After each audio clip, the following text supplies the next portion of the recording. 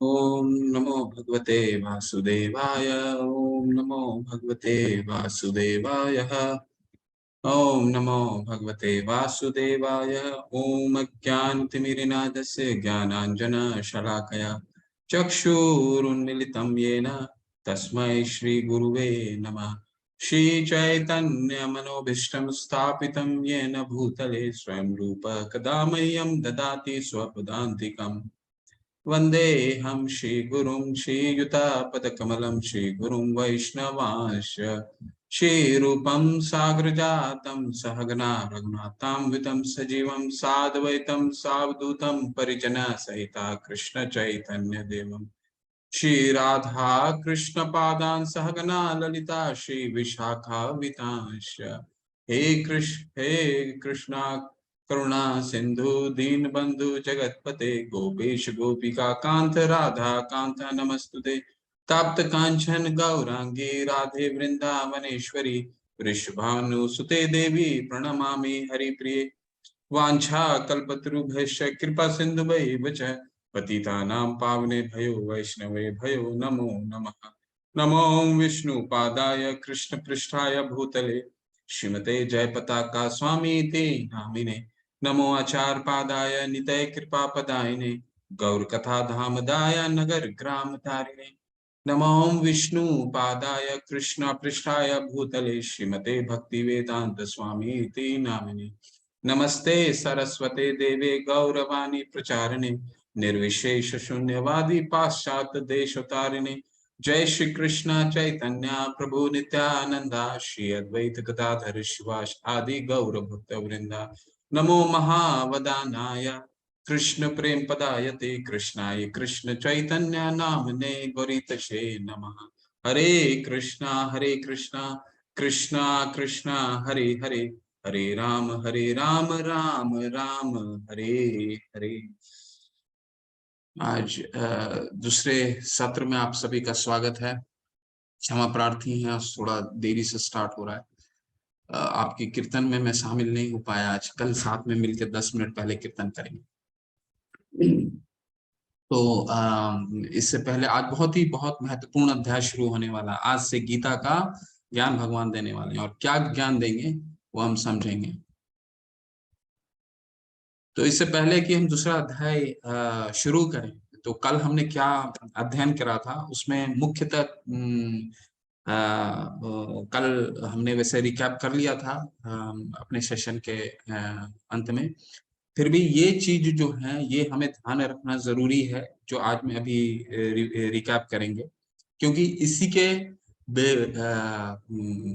नींव पे आज पूरा अध्याय चलेगा।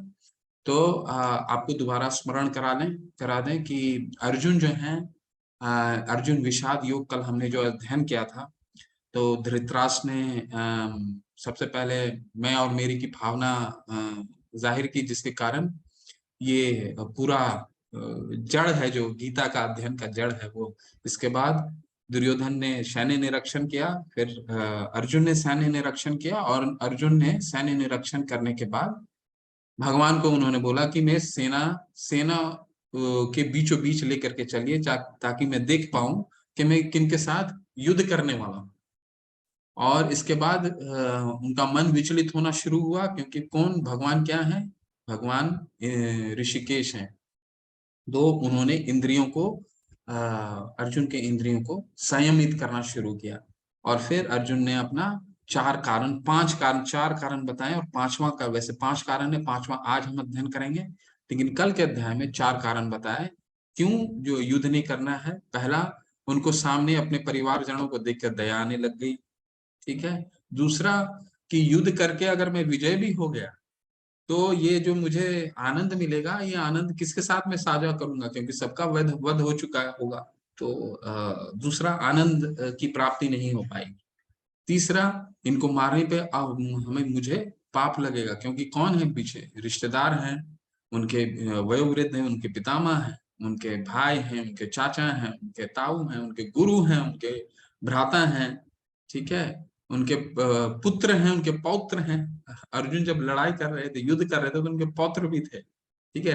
पौत्र कौन थे? लक्ष्मण जी। लक्ष्मण जी यानी दुर्योधन के जो पुत्र थे, उनके भी पुत्र, युद्ध कर रहे थे, लक्ष्मण जी के पुत्र लक्ष्मण कुमार दुर्योधन की। तो इनको मारने पे पाप लगेगा। चौथा कि सारे परंपराओं का पारिवारिक समझ परंपराएं उनका विनष्ट हो जाएगा, क्योंकि वयोवृद्ध का वध हो जाने पे कोई वृद्ध बचेगा ही नहीं। तो स्त्रियां दूषित हो जाएंगी, क्योंकि उनको शोषण हो जाएगा। उनका शोषण से क्या होगा, अवांछित संतानें उत्पन्न होंगी, जिससे पूरी पारिवारिक जो परंपराएं हैं उनका विनिष्ट हो जाएगा।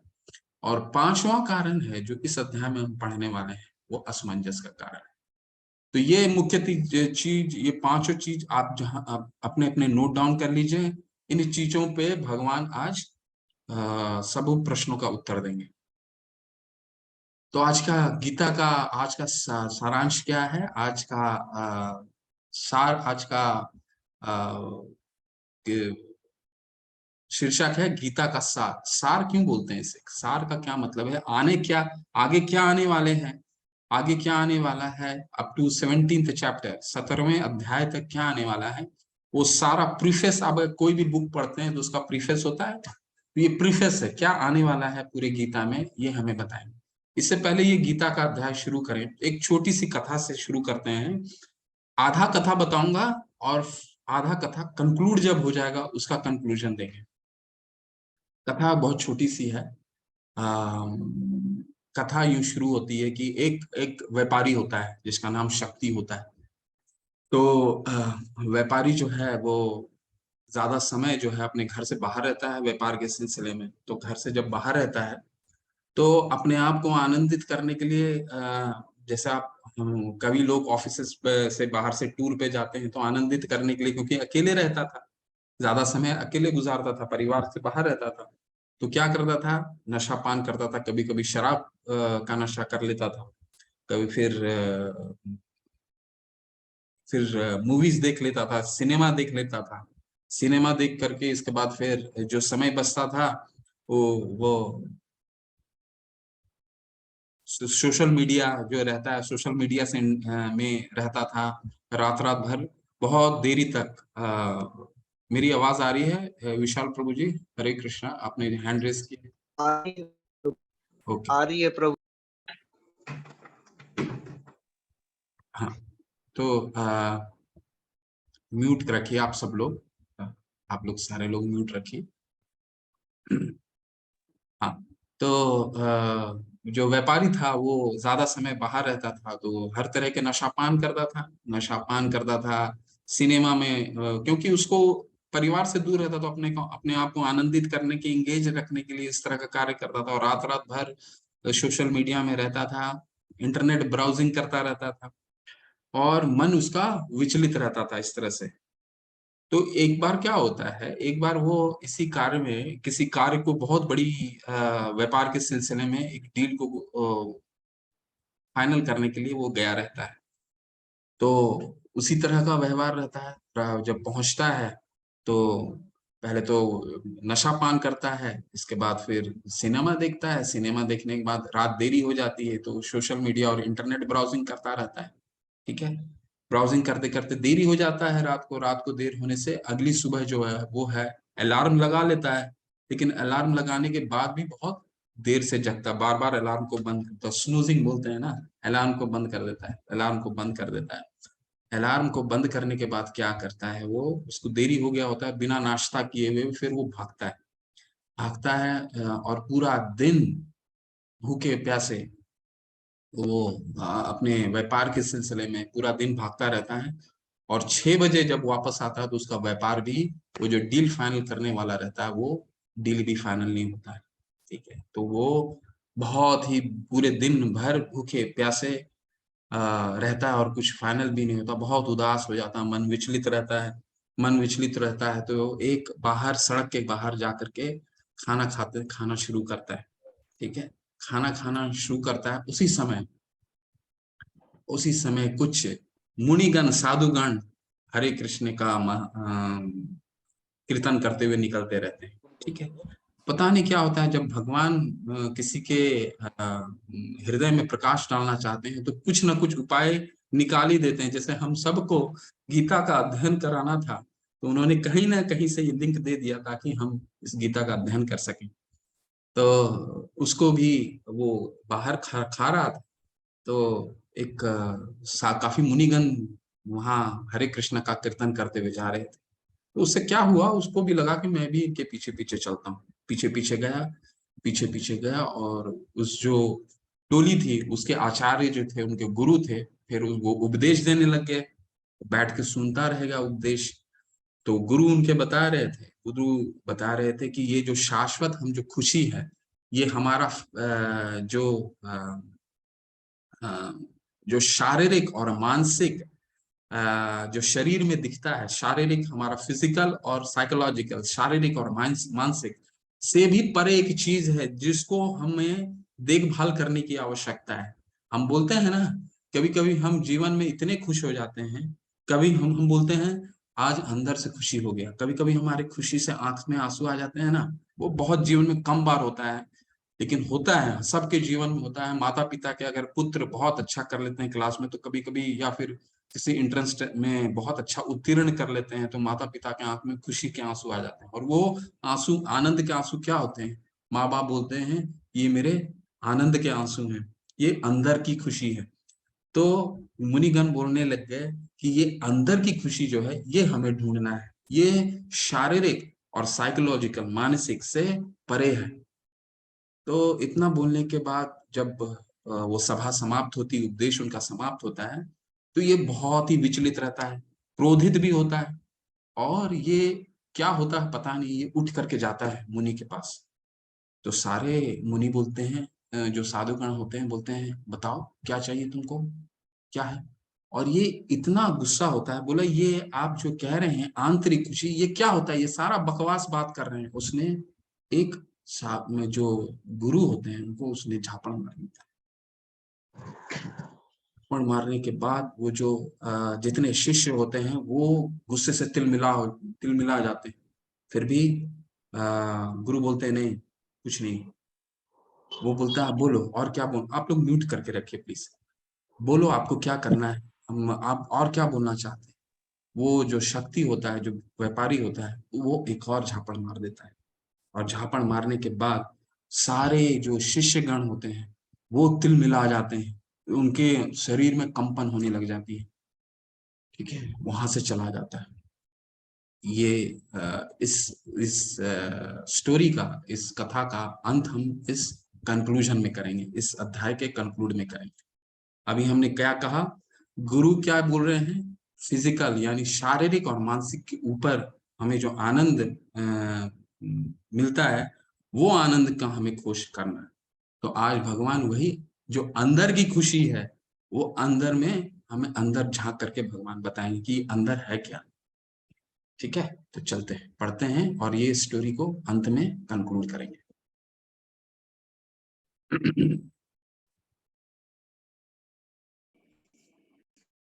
तो सबसे पहला श्लोक, संजय उवाच तम तथा कृपया विष्णुम अश्रुपूर्णाकुलेक्षणम विष्णुतम इदम वाक्यम उवाच मधुसूदन। संजय ने कहा, करुणा से व्याप्त, शोक युक्त, अश्रुपूरित नेत्रों वाले अर्जुन को देखकर मधुसूदन कृष्ण ने ये शब्द कहे। तो अर्जुन तो शोक संतप्त हो ही गए थे। क्यों शोक संतप्त हो गए थे?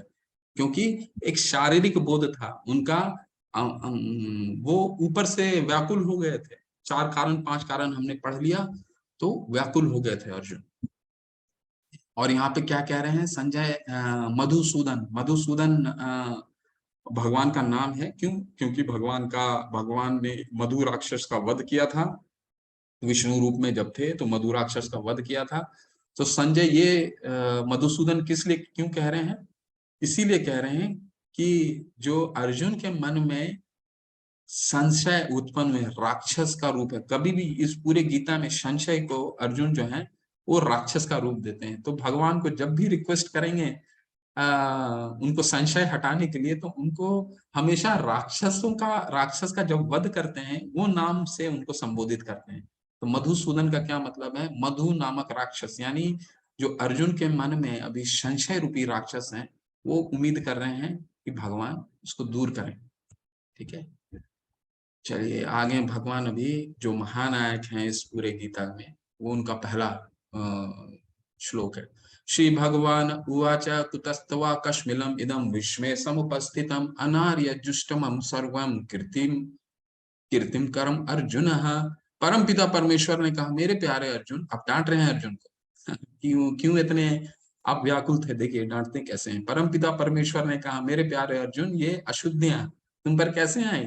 वे ऐसे व्यक्ति के लिए बिल्कुल नहीं है जो जीवन के मूल्य को जानता है। वे उच्च ग्रहों की ओर नहीं बल्कि बदनामी की ओर ले जाते हैं। तो इसमें इस श्लोक में एक बहुत महत्वपूर्ण चीज गौर करने की बात है, वो है अभी पहले अध्याय में हमने क्या पढ़ा? श्री धृतराष्ट्र उवाचा, धृतराष्ट्र ने कहा तो धृतराष्ट्र उवाचा, संजय ने कहा तो श्री संजय उवाचा, अर्जुन ने कहा तो श्री अर्जुन उवाचा। अब क्या है? श्री कृष्ण ने कहा तो श्री कृष्ण उवाचा नहीं है, श्री भगवान उवाचा। यानी अगर हमें गीता का अध्ययन करना है तो श्री कृष्ण को भगवान मान करके अध्ययन करना होगा, तब हम इस गीत को समझ सकते हैं, भगवान के गीत को। ठीक है, तो ये सबसे पहला हमारा लेसन है इस दूसरे अध्याय का। और जैसे मैंने आपको पहले कल भी बताया कि भगवान पूरे अध्याय को उन्होंने सुना, अर्जुन के संशय को पूरा पूर्ण रूप से सुना, तो और सुन करके एक अच्छे श्रोता के रूप में अब वो अपनी, जब संशय खत्म हो गया, तब अब अर्जुन को वो उपदेश देना शुरू करेंगे। अभी संशय खत्म नहीं हुआ है, अभी अर्जुन का 5वां है। ठीक है, बताते हैं, देखिए बहुत ही इंपॉर्टेंट श्लोक है, बहुत महत्वपूर्ण श्लोक है ये। और ये गीता की पृष्ठभूमि रखी जाए, गीता का जो नींव है, क्यों भगवान ने ये बोला और किन कारणों से बोला, वो ये श्लोक हमें बताते हैं। अर्जुन पूछ रहे हैं, क्या बोल रहे हैं अर्जुन? कार्पण्य दोषोपहत स्वभाव पृच्छामि त्वां धर्म सम्मूढ़ चेता यत शेषयात निश्चितं ब्रूहि तन्मे शिष्यस्ते हम शांति माम त्वाम प्रपन्नम। अब मैं अपनी कृपण दुर्बलता के कारण अपना कर्तव्य भूल गया हूँ और सारा धैर्य खो चुका हूँ। ऐसी अवस्था में मैं आपसे पूछ रहा हूँ कि मेरे लिए शेषकर हो, उसे निश्चित रूप से बताएं। अब मैं इसका आपका शिष्य हूँ और शरणागत हूँ, कृपया मुझे उपदेश दें। बहुत सुंदर श्लोक है, एक एक चीज तोड़ के आपको बताएंगे, इस पे थोड़ा समय देंगे, इसके बाद आगे बढ़ेंगे। तात्पर्य में श्रील प्रभुपाद जी क्या बताते हैं? यह प्राकृतिक नियम है कि भौतिक कार्यकलाप की प्रणाली ही हर एक के लिए चिंता का कारण है। पग पग पर उलझन मिलती है, हमें मिलती है ना उलझन, हर समय हम उलझन में रहते हैं, हमारा मन जो विचलित रहता है। प्रभुपाद जी समझा रहे हैं कि पग पर उलझन मिलती है, अतः प्रामाणिक गुरु के पास जाना आवश्यक है, जो जीवन के उद्देश्य को पूरा करने के लिए समुचित पथ प्रदर्शन दे सके। समग्र वैदिक ग्रंथ में हमें ये उपदेश देते हैं कि जीवन की अनचाही उलझनों से मुक्त होने के लिए प्रामाणिक गुरु के पास जाना चाहिए। ये उलझने उस दवाग्नि के समान है। दवाग्नि क्या होता है? दवाग्नि का मतलब होता है आग। आग कौन सा आग? आग वो जो स्वयं लगता हो। जंगल में कोई आग लगाने नहीं जाता, ठीक है, जंगल में स्वयं आग लगता है। तो हमारे जीवन में, हमारे मन में आग जो है कोई लगाने नहीं जाता, हम वो स्वयं लगता है। वो किस चीज का आग होता है? क्रोध का, ईर्ष्या का, ठीक है, लालच का। कल जैसे हमने मल बताया था, मल नाशनम, आदि शंकराचार्य बोलते हैं मल नाशनम, कि ये मल को नाश, क्या ये मल जो है ये ही है हमारा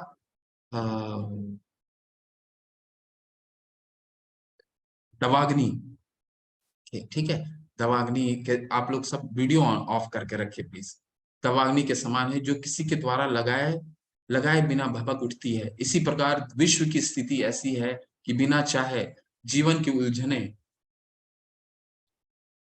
जीवन की उलझने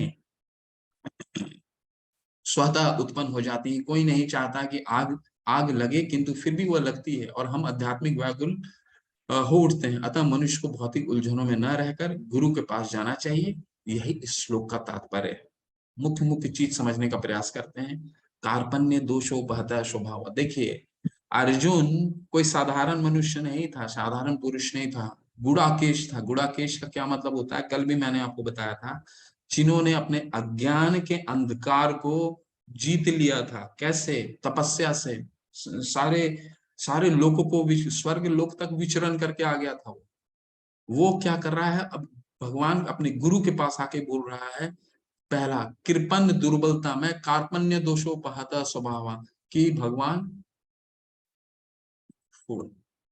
भगवान गुरु, जिनको उन्होंने गुरु माना है, मैं अपनी कृपण दुर्बलता के कारण मेरी मेरी मैं बहुत संशय में हूँ, मैं दुर्बल हूँ।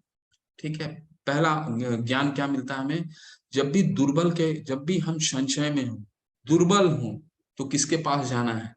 हम कोशिश करते हैं ज्यादातर समय कि हम खुद ही इसको सॉल्व करें, और कई कई बार हम इसके ऊपर गलत स्टेप भी उठा लेते हैं, गलत कदम भी उठा लेते हैं। कई जो छात्र होते हैं गलत कदम उठा लेते हैं, क्योंकि अपने ऊपर सब चीज ले लेते हैं। यहाँ अर्जुन क्या निर्देश दे रहे हैं कि इतना ज्ञानी, इतना महापुरुष, भगवान का भक्त क्या हमें संदेश दे रहा है, जब भी हमें संशय में होना चाहिए, गुरु के पास जाना चाहिए। वो गुरु कौन है? वो गुरु हमारा शिक्षक हो सकता है, वो गुरु हमारे माता पिता हो सकते हैं, लेकिन हमें उनका ही आश्रय लेना चाहिए। पहला पहला ज्ञान मिलता है। दूसरा, यहाँ अर्जुन क्या पूछ रहे हैं, बोल रहे हैं, यत श्रेय स्यात् निश्चितम ब्रूहि तन में। यत श्रेय यानी कि मेरे लिए जो श्रेयस्कर हो, मेरे लिए जो श्रेयस हो। श्रेयस का क्या मतलब हुआ? मेरे लिए जो अच्छा हो, फॉर फॉर फॉर ब्रो, जो मेरे जीव आनंद, मुझे आनंद की प्राप्ति कर से, मेरे लिए जो उचित हो। दो शब्द आते हैं, हिंदी के दो शब्द हैं, एक होते हैं प्रेयस्कर, एक होते हैं श्रेयस्कर। प्रेयस्कर का क्या मतलब हुआ? मुझे जो प्रिय है। तो अर्जुन को यहाँ प्रिय था, अर्जुन को तो प्रिय था कि युद्ध ना लड़े, क्योंकि वो प्रिय था। लेकिन वो क्या पूछ रहे हैं? नहीं, जो शॉर्ट शॉर्ट टर्म जो खुशी है, वो नहीं पूछ रहे हैं। क्या पूछ रहे हैं? श्रेयस्कर, मेरे लिए जो श्रेयस्कर है। तो गीता का जो सफर है हमारा, ये प्रेयस्कर से लेकर के श्रेयस्कर का जर्नी है, जो अर्जुन हमें सिखाएंगे। अर्जुन भगवान से बोल सकते थे जो मेरे लिए प्रेयस्कर हो वो बताएं भगवान, लेकिन नहीं, अर्जुन क्या बोल रहे हैं? मेरे लिए जो श्रेष्ठ है वो बताइए। ठीक है। दूसरा, ये सबसे महत्वपूर्ण बात निकल के आती है। तो ये बहुत ही यहाँ पे अर्जुन जो है शरणागति हो रहे हैं भगवान के। ठीक है। तो हमें वही करना है, हमें अर्जुन का अनुसरण करना है। जब भी हमें हमारा कठिन समय होता है, तो कभी भी हम लगता है ना, बहुत विचलित होते हैं अपने जीवन में। हमारे पास कई बार ऐसा समय आता है जो ऐसा लगता है कि हम अकेले बैठे, अकेले उसको उस समस्या को समाधान करने का प्रयास करें। और कभी कभी वो समाधान कर लेते हैं, और कभी कभी जब नहीं कर पाते हैं, तो कई बार वो गलत दिशा में वो चला जाता है। लेकिन गीता हमें क्या सिखाती है? हमें इसे अकेले समझाने, समस्या को समझाने का प्रयास नहीं करना चाहिए। हमें अर्जुन का अनुसरण करना चाहिए, और हमें प्रामाणिक गुरु के पास जाना चाहिए। ठीक है। वो हमें समाधान करेंगे, जिस तरह अर्जुन भगवान के पास गए। ठीक है, जो अर्जुन ने किया। और अब हम बहुत ही मुख्य बिंदु पे आते हैं। अभी हमने भगवान के बारे में पढ़ा, श्री भगवान उवाच। तो ये भगवान क्या है? किसको बोलते हैं भगवान? कौन है भगवान? धनवान तो हमने सुना है, बलवान हमने सुना है। ठीक है। तो बुद्धिमान हमने सुना है, ये भगवान क्या होते हैं? तो इसका बहुत अच्छा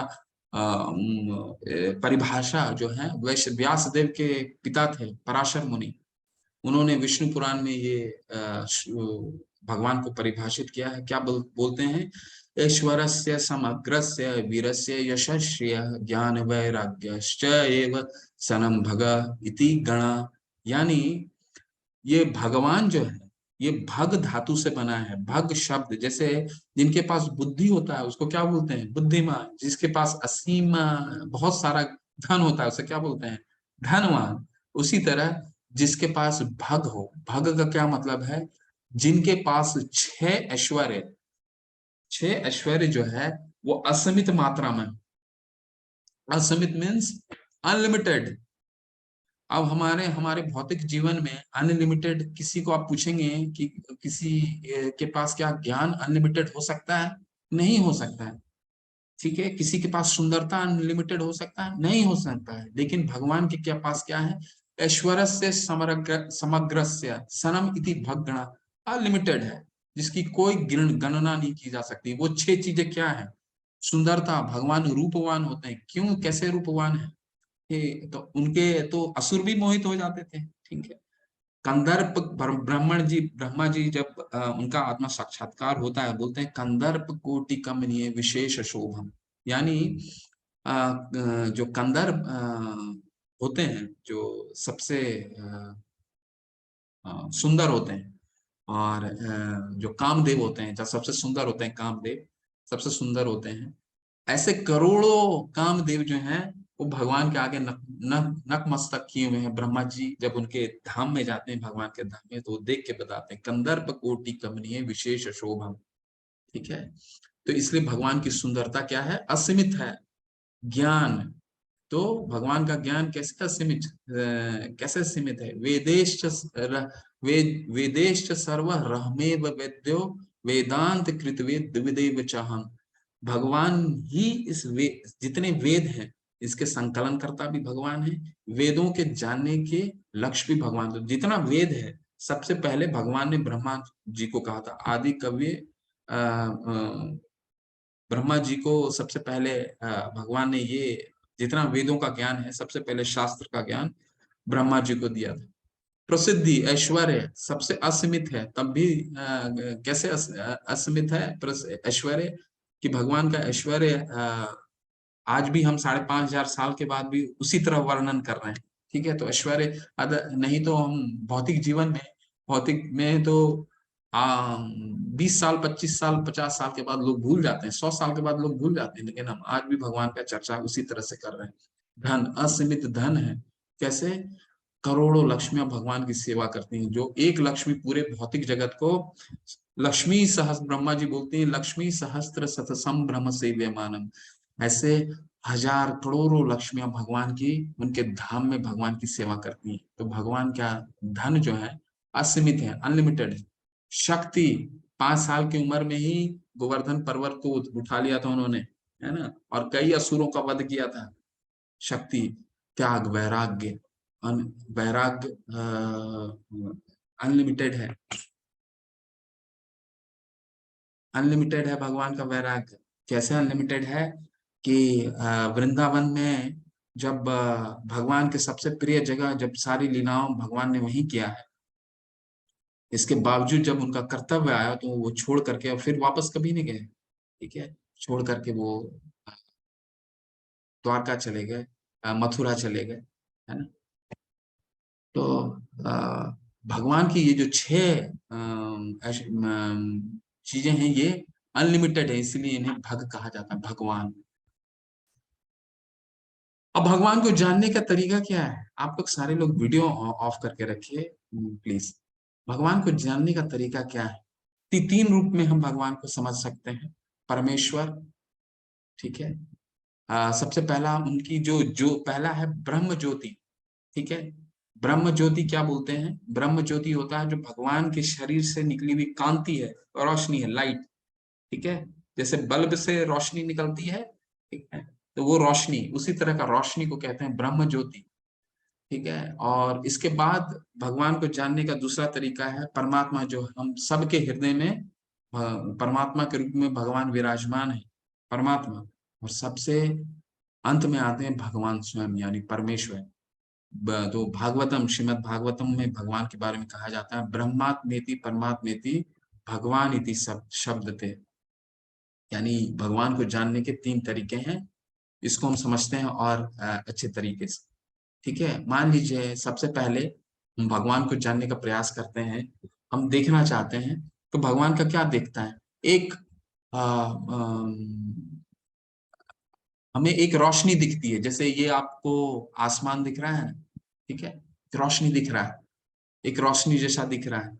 और हमारी जब प्रगति होती है तो हम क्या देखते हैं कि वहां पे एक टीला भी है, ठीक है, यानी एक वहां पे वृक्ष भी है, यानी वो परमात्मा हो गए। ठीक है। और जब हमारा ज्ञान और बढ़ता है तो हम भगवान का साक्षात्कार कर पाते हैं। वो है जैसे ये पेड़ में पक्षी के रूप में है, वही वो है भगवान परमेश्वर है। ठीक है। तो भगवान का 3 रूप है, इसको और अच्छे से समझते हैं। तो मान लीजिए सूर्य है, सूर्य को जानने का 3 तरीका हो सकता है। कैसा है? पहला, सूर्य का प्रकाश, ठीक है, सूर्य का जो हम प्रकाश आ रहा है तो हम बस उसको प्रकाश के रूप में देखते हैं और समझते हैं ये सूर्य है, ठीक है। दूसरा, अगर हमारा ज्ञान बढ़ता है तो हमें लगता है नहीं, एक कुछ गोला भी है, सूर्य जो है वो कुछ गोलाई गोल जैसा कोई ये है, तो उसको परमात्मा का हम कहेंगे। और जब हमारा ज्ञान पूर्ण रूप से आ जाता है सूर्य के बारे में, तब हम उसके सतह के बारे में भी जान पाते हैं, ठीक है। तो उससे क्या कहते हैं, यानी हमें परमेश्वर का दर्शन हो गया। तो इसको 3 रूप से हम समझ सकते हैं। परमात्मा, ब्रह्मात्मेति परमात्मेति भगवान इति शब्द थे, भगवान की शरीर से निकली हुई उनकी ज्योति के रूप में। और हमारा ज्ञान और बढ़ा तो परमात्मा, और उससे ऊपर सबसे जो उच्च स्तर है वो भगवान को स्वयं, जो हम अभी देख रहे हैं, ठीक है। चलिए, पहला अब भगवान जो है, सबसे पहला प्रॉब्लम का उत्तर देंगे। सबसे पहला क्या था? दया। अर्जुन एक एक करके सारे प्रश्नों का हल करेंगे भगवान। पहला, दया। तो दया क्या आ रहा था अर्जुन को देख करके? दया आ रहा था कि इनका क्या होगा, इनका सबकी मृत्यु हो जाएगी। उनका मुंह सूख रहा था, पसीने आ रहे थे। तो भगवान क्या बोलते हैं, अब समझाते हैं। और ये अंदर की जो बात है, जो कथा में मैंने आपको बताया था कि अंदर से हम खुश होते हैं, तो ये अंदर क्या है, अंदर किस चीज को अंदर बोलते हैं? तो ये अंदर क्या है? आत्मा है। वो आत्मा क्या होता है, उसको अब भगवान उसके आत्मा के कॉन्सेप्ट को अब लेके आते हैं। चलिए पढ़ते हैं, बहुत सुंदर श्लोक है। देहिनोऽस्मिन् यथा देहे कौमारम यौवनम जरा तथा देहांतर प्राप्तिर धीरस्तस्त्र न मुह्यति। जिस प्रकार शरीरधारी आत्मा इस वर्तमान शरीर में बाल्य अवस्था से तरुण अवस्था में और फिर वृद्ध अवस्था में निरंतर अग्रसर होता रहता है, उसी प्रकार मृत्यु होने पर आत्मा दूसरे शरीर में चला जाता है। धीर व्यक्ति ऐसे परिवर्तन से मोह को प्राप्त नहीं होता। तो शरीर हमेशा बदलता रहता है। आप अपना बचपन का तस्वीर देखिए, ठीक है, बचपन का तस्वीर देखिए। आप तो, हम लोग देख करके कितने खुश हो जाते हैं अपने बचपन के तस्वीर को, ठीक है। लेकिन ऐसा क्या चीज है जो हमें हमारा आइडेंटिटी को मेंटेन करता है, हमारी आइडेंटिटी को बना कर रखता है? लेकिन हमारा शरीर तो, हम तो सोचते हैं हम शरीर हैं, मैं रितेश प्रसाद हूँ, लेकिन शरीर तो बदल गया। कैसे? बचपन की तस्वीर देखिए, जवान के आप जब अपनी तस्वीर को देखिए, जब और बड़े होते हैं तब तस्वीर देखिए, हर समय। और जब हमारा वृद्धावस्था आता है तब शरीर को देखिए, हर समय शरीर तो बदल रहा है। एक चीज क्या है जो नहीं बदल रही है? वो है आत्मा। और यही आत्मा, शरीर जब वृद्ध हो जाता है, तो ये आत्मा जिस तरह, आगे हम पढ़ेंगे, जिस तरह ये हमारा कपड़ा है ना, जब हम कपड़ा हमारा पुराना हो जाता है तो हम नए कपड़े धारण कर लेते हैं। क्यों? क्योंकि हमको नया कपड़ा और अच्छा लगने के लिए एनर्जी आएगा। तो ये आत्मा क्या करता है? नया शरीर धारण करता है। ये शरीर वृद्ध हो जाने के बाद नया शरीर धारण करता है। तो अब आत्मा के कॉन्सेप्ट में बताने का कोशिश कर रहे हैं भगवान कि कहाँ तुम जो चिंता कर रहे हो, तुमको जो दया की भावना आ रही है अर्जुन, कि तुम्हारे जितने रिश्तेदार हैं, वयोवृद्ध हैं, गुरुजन हैं, सबकी मृत्यु होगी। कहाँ मृत्यु है? तो शरीर छोड़ेंगे। तुम जो जो अभी 10 साल पहले देखे तो उन्होंने ऑलरेडी वो शरीर छोड़ दिया है, तुम्हें पता नहीं चला, लेकिन शरीर तो उन्होंने छोड़ दिया है। तो आगे भी शरीर छोड़ देंगे, ठीक है, लेकिन इनका आत्मा तो रह जाएगा, आत्मा तो है, ठीक है। अब आत्मा के स्तर पे समझाएंगे, लेकिन अर्जुन के मन में अभी चिंता है। ठीक है भगवान, आपने तो बोल दिया आत्मा है, लेकिन मेरे को ये जो वर्तमान शरीर है इससे लगाव है, ठीक है। हमारे मन में भी प्रश्न आ सकता है, वर्तमान शरीर जो है उस पे लगाव है। तो भगवान इसको और अच्छे विस्तार से समझाते हैं। देखिए, वही जो मैं बताया आपको कपड़े के बारे में, वासांसि जीर्णानि यथा विहाय नवानि गृह्णाति नरोपराणि तथा शरीरानि विहाय जीर्णानि अन्यानि संयाति नवानि देहि। जिस प्रकार मनुष्य पुराने वस्त्रों को त्याग कर नए वस्त्र धारण करता है, उसी प्रकार आत्मा पुराने तथा व्यर्थ के शरीर को त्याग कर नवीन भौतिक शरीर धारण करता है। तात्पर्य प्रभुपाद जी क्या कहते हैं, अनुआत्मा द्वारा शरीर का परिवर्तन एक स्वीकृत तथ्य है, कोई नहीं, जन्म मृत्यु जरा व्याधि सबको आनी है, और ये जो बुद्धिमान होगा इसको समझ जाएगा। तो आधुनिक विज्ञानी जन तक जो आत्मा के अस्तित्व पर विश्वास नहीं करते, पर साथ ही हृदय से शक्ति साधन की व्याख्या भी नहीं कर पाते, उन परिवर्तनों को स्वीकार करने को बाध्य हैं जो बाल्य काल से कुमार अवस्था और फिर तरुण अवस्था तथा वृद्धावस्था में होते रहते हैं। वृद्धा अवस्था से यही परिवर्तन दूसरे शरीर में स्थानांतरित हो जाता है। तो भगवान बता रहे हैं, समझा रहे हैं कि ठीक है, तुमको एक संशय मन में आ रहा है कि नहीं मेरे को वर्तमान शरीर से ही लगाव है, तो आप इस तरह से समझाने के अर्जुन को प्रयास कर रहे हैं भगवान। ये जो शरीर है ये तो हर समय बदल रहा है, जैसे मैंने आपको बताया। तो ये शरीर कपड़ा धारण किया है, आज ये रितेश प्रसाद का कपड़ा है, कल ये जब शरीर किसी और का कपड़ा धारण कर लेगा, ठीक है, तो ये जब वृद्ध हो जाएगा तो एक नया शरीर धारण करेगा जो शक्तिवर्धक होगा, क्योंकि वृद्धावस्था के बाद नया शरीर धारण होगा, चाहे वो मनुष्य का हो, पशु का हो, जो भी हो। हम जैसा कर्म करेंगे हमें वैसे ही वो बाद में हम अध्ययन करेंगे कि ये शरीर कैसे प्राप्त होता है। अभी ये समझना हमारे लिए बस इम्पोर्टेंट है कि भगवान समझाने की प्रयास कर रहे हैं कि शरीर जो आत्मा है ये अगला शरीर कुछ न कुछ शरीर धारण करता है, ठीक है। और तुम्हें चिंता करने की क्या आवश्यकता, अर्जुन को बता रहे हैं, ये तो और भी शक्तिवर्धक, ये तो और वृद्ध हो चुके हैं, वृद्ध के बाद एक नया शरीर मिलेगा, तो ये तो बहुत शक्तिवर्धक होगा शरीर इनको, ठीक है। ऐसा है आत्मा के कॉन्सेप्ट से समझा रहे हैं। अब आत्मा के बारे में बताएंगे इसको कि जिसके लिए तुम चिंतित हो, शरीर तो हमेशा बदल रहा है, बचपन से लेकर के बूढ़ा, देहिनो स्मिन था देहे कौमारम यौवनम जरा, कौमार से यौवन, यौवन से वृद्धा में चेंज हो रहा है, लेकिन क्या चेंज नहीं हो रहा है, आत्मा नहीं चेंज हो रहा है। तो क्या अर्जुन के मन में ये प्रश्न आ सकता है, क्या भगवान ये आत्मा का कुछ आत्मा कभी मरता है क्या, आत्मा का मृत्यु होती है क्या? तो इसका जवाब भगवान देंगे। नैनम छिन्दन्ति शस्त्राणि, नैनम नैनम छिन्दन्ति शस्त्राणि, नैनम दहति पावकः, न चैन कलयदयन्तापो, न शोषति मारुतः। यह आत्मा न तो कभी किसी शस्त्र द्वारा खंड खंड किया जा सकता है, न अग्नि द्वारा जलाया जा सकता है, न जल द्वारा भिगोया जा सकता है, न वायु द्वारा सुखाया जा सकता। तो आत्मा को किसी तरह से हमें खंडित नहीं कर सकते हैं। श्वेताश्वर उपनिषद में बोलते हैं आत्मा के बारे में है, बाल अग्रस्त भागस्य सतधा कलिपतस्य च, यानी बाल, ये जो हमारे हेयर है ना, हेयर हेयर के टिप का 1/10,000, 1/10 बाल अग्रस्त भागस्य शतधा कलिपतस्य च।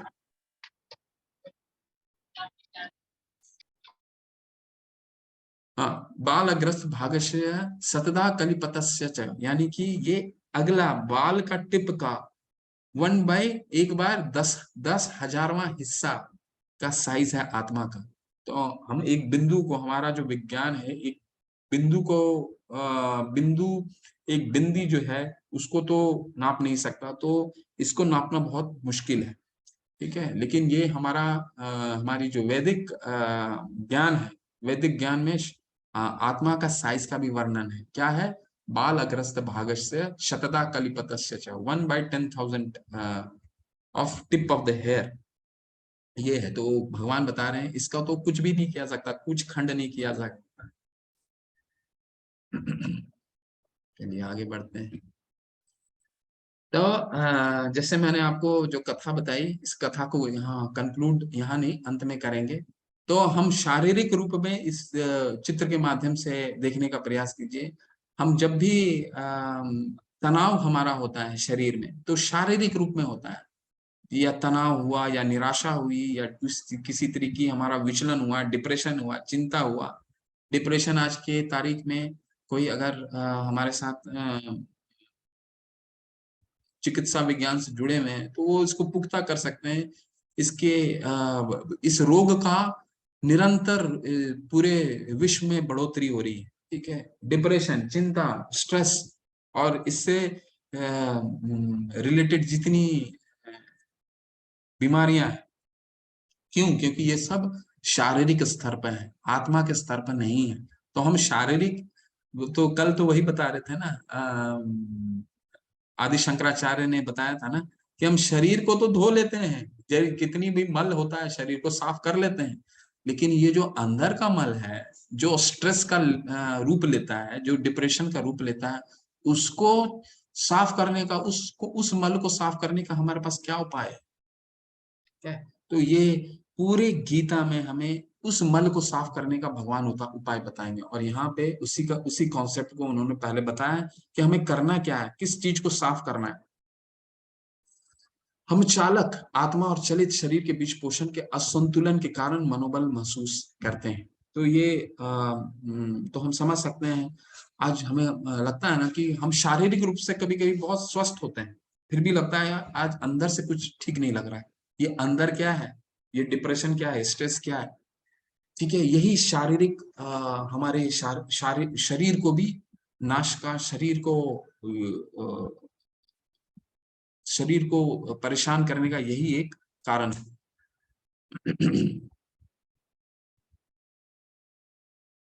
तो दूसरा क्या भगवान ने बताया, आनंद, दूसरा अर्जुन का क्या प्रॉब्लम था, आनंद कैसे मिलेगा? तो देखिए भगवान उसका उत्तर क्या देते हैं।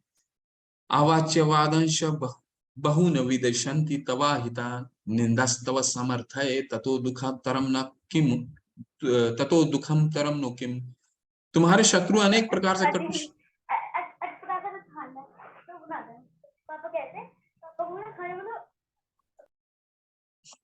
तुम्हारे शत्रु अनेक प्रकार से कटु शब्दों से तुम्हारा वर्णन करेंगे और तुम्हारे सामर्थ्य को भास करेंगे, तुम्हारे लिए इससे दुखदाई और क्या हो सकता है। तो अर्जुन कह रहे हैं हमें आनंद नहीं आएगा, तो भगवान कह रहे हैं कि देखो तुम अगर युद्ध नहीं करोगे, अपना कर्तव्य का निर्वाह नहीं करोगे, तो तुम्हारे जो शत्रु हैं वो तो तुम्हारा उपहास, कितना उपहास करेंगे। तो तुम आनंद की बात कर रहे हो, यहाँ तो तुम्हारा उपहास होने वाला अगर तुम युद्ध नहीं करोगे। ठीक है, तुम्हें कायर बोलेंगे, तुम्हारा अपयश फैलेगा। ऐसा करके भगवान उसके दूसरे संशय का उत्तर दे रहे हैं। क्या संशय है? आनंद कैसे मिलेगा, अगर मैं जीत भी गया तो आनंद किससे साझा करूंगा? भगवान क्या बता रहे हैं कि तुम अगर युद्ध नहीं करोगे तो तुम्हारा अपयश फैलेगा, तुम्हारा उपहास करेंगे लोग। ठीक है, तो ये और इसको और इसका और एक उत्तर देते हैं। पहले तो उन्होंने ये समझाया, अब ये बताते हैं। हतो वा प्राप्त हतो वा प्राप्स्यसि स्वर्गः जित्वा वा मोक्ष भोक्ष्यसे महीम् तस्मात् दुष्टितः कौन्तेय युद्धाय कृत निश्चय। हे कुंती पुत्र, तुम यदि युद्ध में मारे जाओगे तो स्वर्ग प्राप्त करोगे, या यदि तुम जीत जाओगे तो पृथ्वी के साम्राज्य का भोग करोगे। अतः दृढ़ संकल्प करके खड़े हो और युद्ध करो। भगवान कैसे समझाने का प्रयास कर रहे हैं कि तुम्हारा तो कोई नुकसान होने वाला नहीं, अगर तुम जीत भी गए तो पूरा पृथ्वी का तुम भोग करोगे, और हार गए तो तुम स्वर्ग की प्राप्ति होगी, तो तुम्हें कहाँ नुकसान है? तुम कैसे कह सकते हो कि तुम्हें आनंद की प्राप्ति नहीं होगी? ठीक है, तो ऐसे करके भगवान समझाने का प्रयास कर रहे हैं। अब बहुत ही ये बहुत ही सुंदर श्लोक है। नेहा विक्रम नाशोस्ति प्रत्यवायो न विद्यते स्वल्पमस्य धर्मस्य त्रायते महतो भयात्। तीसरा क्या भगवान, तीसरा अर्जुन का क्या प्रॉब्लम था? तीसरा उन्होंने क्या संशय व्यक्त किया था? पाप, कि इनको मारने से पाप लगेगा। तो भगवान यहाँ समझाएंगे कि इस प्रयास में तो ना हानि होती है ना हास, ना अपितु इस पथ पर की गई अल्प प्रगति भी महान भय से रक्षा कर सकती है। तो भगवान यहाँ बता रहे हैं कि अगर तुम मेरे लिए कर्म करोगे, मेरे लिए किसी का वध भी करोगे, मेरे लिए युद्ध करोगे, तो वो भक्ति होगी, और भक्ति में थोड़ा सा भी प्रयास जो है वो वो हानि नहीं होगा। बल्कि एक प्रगति का मार्ग निश्चित करेगा। कैसे? हम मान लीजिए भौतिक जगत में हम क्या करते हैं, हम अपने मटेरियल वर्ल्ड में कोई भी कार्य करते हैं। ठीक है, कार्य करने, हमने मकान बनवा लिया, ठीक है, हमने शिक्षा ग्रहण कर ली, तो अगला जो हमें शरीर मिलेगा इस जीवन के बाद, तो हमें ये सारा कार्य फिर से करना पड़ेगा, चाहे वो पशु के रूप में हो, मनुष्य के रूप में हो। पढ़ाई फिर से करनी पड़ेगी, मकान फिर से बनवाना पड़ेगा। लेकिन भगवान यहाँ क्या बता रहे हैं कि अगर कोई भक्ति करता, मेरी प्रसन्नता के लिए कार्य कर रहा है, नेहा विक्रम अनाशोस्ति, मेरी प्रसन्नता के लिए कोई कार्य कर रहा है, तो उसमें कोई हानि नहीं हो सकती है। वो जहां रहेगा अगले जन्म में वहीं से स्टार्ट कर सकता है। ठीक है, अब जैसे दो उदाहरण लीजिए यहाँ पे, भगवान ये हनुमान जी, श्री हनुमान जी ने पूरी लंका को दहन किया था, पूरी लंका को जला दिया था उन्होंने, कई लोगों का मृत्यु हुआ था। तो क्या उनका हास हुआ? वो तो भगवान की प्रसन्नता के लिए किया उन्होंने। ठीक है, तो आज भी भगवान, हम जब भी भगवान राम की पूजा करते हैं तो उनके भक्त शिरोमणि हनुमान जी की पूजा भी करते हैं। ठीक है, उसी तरह विभीषण, विभीषण एक राक्षस कुल के थे, राक्षस कुल के भाई भाई थे राक्षस के, रावण के। उन्होंने लेकिन भगवान का शरण ग्रहण किया तो उनको क्या प्राप्त हुआ? रावण को तो क्या हुआ था, इतना तपस्या किया था, भगवान शिव को उसने प्रसन्न किया, तब जाकर के अपने 109 सिर कटवाए उन्होंने, उसने तब जाकर के उसे लंका प्राप्ति हुई। लेकिन विभीषण ने क्या किया? मात्र भगवान की शरणागति ली, भगवान की शरणागति मात्र से उसे लंका प्राप्त हो जाता है। तो भगवान यही समझा रहे हैं, कोई हानि नहीं है। चौथा, धर्म पारिवारिक परंपराएं नष्ट हो जाएंगी। तो बहुत सुंदर श्लोक है, त्रैगुण्या विषय अवेदा निस्त्रैगुण्या भवार्जुना, निर्द्वंदो नित्य सत्वस्थो निर्योग क्षेम आत्मवान, यवनार्थार्थ उत्पाने सर्वते संप्लुदोतके, तब न सर्वेषु वेदेषु ब्राह्मणस्य विजानतः। तो भगवान यहाँ क्या कहना चाह रहे हैं? भगवान कहना चाह रहे हैं, अगर वेदों में मुख्य जो वेद है, जो वेद हम वेद क्या है? वेद है एक मैनुअल है। जिस तरह हम मोबाइल खरीदते हैं, मोबाइल के में हमें मैनुअल मिलता है। ठीक है, उस मैनुअल को पढ़ते हैं और पढ़ पढ़ के हम उसे चलाना सीखते हैं। उसी तरह वेद क्या है? हमारे जीवन का, मनुष्य जीवन को जीवन जीने का मैनुअल है। ठीक है, वो मैनुअल है, उसमें हमें लिखा हुआ है इसमें ये करना है। पितरों की मृत्यु के पश्चात, उनकी देह त्याग के पश्चात हमें पिंड दान देना है ना? तो पिंड दान देना है। तो चौथा था ना उनका कि पारिवारिक परंपराएं नष्ट हो जाएंगी, तो अवांछित स्थानें उत्पन्न होंगी, उससे पिंडदान कौन देगा? तो अब ये समझाने का प्रयास कर रहे हैं भगवान कि जो मेरी भक्ति करेगा वो तो इन 3 गुणों से पार कर जाएगा। ठीक है, वो 3 गुणों को पार कर जाएगा। क्यों? क्योंकि वेद, वेद क्या है? वेद का मुख्य लक्ष्य क्या होता है? वेद का मुख्य लक्ष्य होता है भगवान को जानना। ठीक है, जो, और हम भक्ति के द्वारा तो भगवान को जब हम जान रहे हैं, तो हमें फिर इन इन तुम्हें चिंता करने की क्या आवश्यकता है कि तुम्हें कोई पिंडदान करने वाला मिले ना मिले? ये ऐसा करके अर्जुन को समझाने का प्रयास कर रहे हैं। तो कहने का क्या तात्पर्य है कि हमें सिर्फ अनुष्ठानों के प्रति आकृष्ट नहीं होना चाहिए। भगवान की भक्ति अगर हम करते हैं, सवे पुंसा परो धर्मा यतो भक्ति अदोक्षजे, यानी इस जब नैमिषारण्य के ऋषिगण पूछते हैं भागवतम में कि मनुष्य जीवन का धर्म क्या है, तो सवे पुंसा परो धर्मा यतो भक्ति अदोक्षजे, भगवान की भक्ति करना ही मात्र धर्म है। अगर ये धर्म हम निभा लेते हैं, सारे धर्म जो है स्वतः ही स्वतः ही सारे धर्म का पालन हो जाता है। ये कैसे होगा? ये भगवान प्रीफेस दे रहे हैं 18वें अध्याय का 66वें श्लोक में हम पढ़ेंगे। जब भगवान जब पूरा गीता सुना देंगे, इसके बाद भगवान उसका निष्कर्ष देंगे 18वें अध्याय का 66वें श्लोक में। चलिए आगे बढ़ते हैं। अब 5वां क्या था? कार्पण्य दोषो बोला था ना अर्जुन ने कि मैं कृपण दुर्बलता के कारण मैं संशय में हूँ। भगवान, मैं डिसाइड नहीं कर पा रहा हूँ कि मैं किस तरफ करूं, मारूं ना मारूं, असमंजस की स्थिति थी। तो भगवान क्या बता रहे हैं? व्यवसा आत्मिका बुद्धि एक कुरु नंदना, बहुशाखा हिनंताश बुद्धियो व्यवसाय नाम।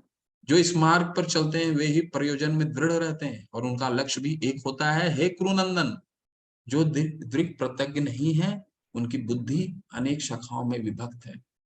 बहुत इंपॉर्टेंट कॉन्सेप्ट है ये, व्यवसाय आत्मिका बुद्धि। व्यवसाय आत्मिका बुद्धि का मतलब है कि हम भगवान की भक्ति में दृढ़ रहें, कृष्णा भावनामृत में स्थित हो, किससे हमें दृढ़ विश्वास होना चाहिए कि हम जिसकी आराधना कर रहे हैं वो अनंत कोटि ब्रह्मांड के नायक हैं, ये दृढ़ विश्वास होना चाहिए।